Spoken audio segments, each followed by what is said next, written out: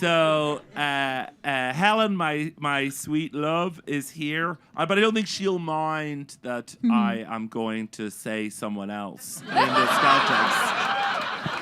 Oh, the door is opening. Helen, everybody. Very generous of her. Oh my goodness! I like that you say I don't think you haven't checked. Like, oh no, she's leaving. Okay. It's a different thing. A different thing. So tell us about your mistress.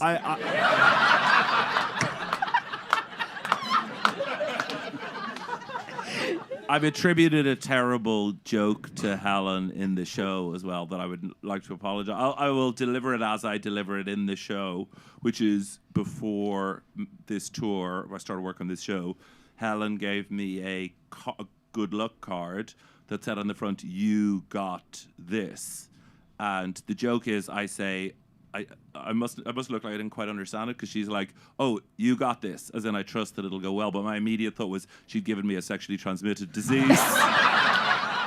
And I would like to, for the record, put it out there now that Helen did not give me that card. That was another anecdote I incorporated from another, but it's more powerful if it's Helen. Yeah. And what a fun way to tell someone if you've given them an STD. Yes. A card. And you got this. In a lot of ways, herpes is the ultimate forever friend.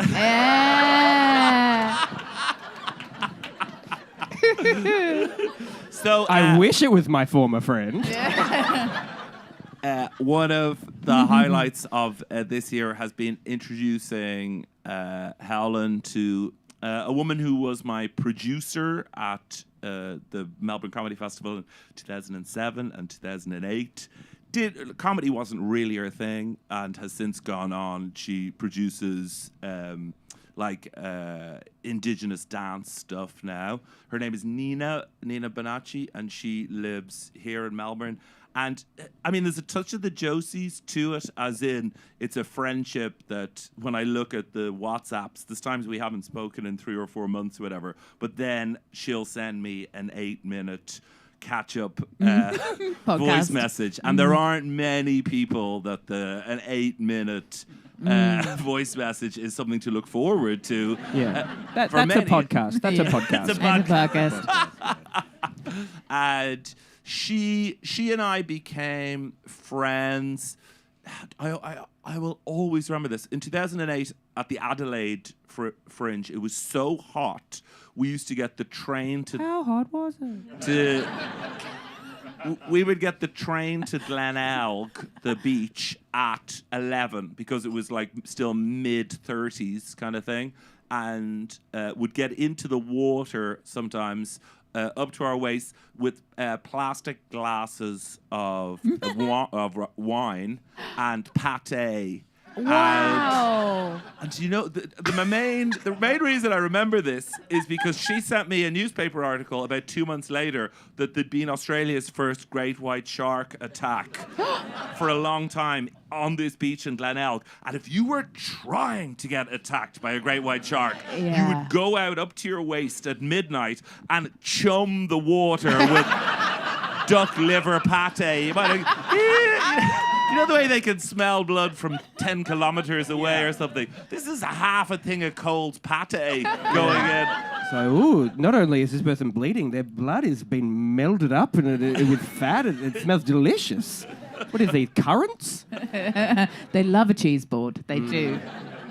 And so one of the reasons why I'm putting her in this category is because in the past, I have been lucky enough in my life to have gone out with a few people, and in the past, 1 or 2 have come to Melbourne, and we've hung out, and Nina's always been so sweet to them and nice, and then just the extent to which she loves Helen immediately. We went to Healesville Animal Sanctuary, of course we did, and... the bird show in Hillsville Animal Sanctuary. So I went on stage that night, and I think I was 2 minutes into my stupid jokes. And the thought came into my head, the bird show at Hillsville Animal Sanctuary is so much better than this. So at one point, Clarice or whoever she is has a like. Clarice? Yeah, there's no way she was called. I was trying to think of an Aussie name, but Perfect. Sharon. Sharon goes. Australia is home to the world's second biggest bird of prey. And his name is Charles, and he's circling above your heads at the moment. And you look up, and you're like whoop-oo, like pterodactyl vibes. And basically, she goes, and check this out.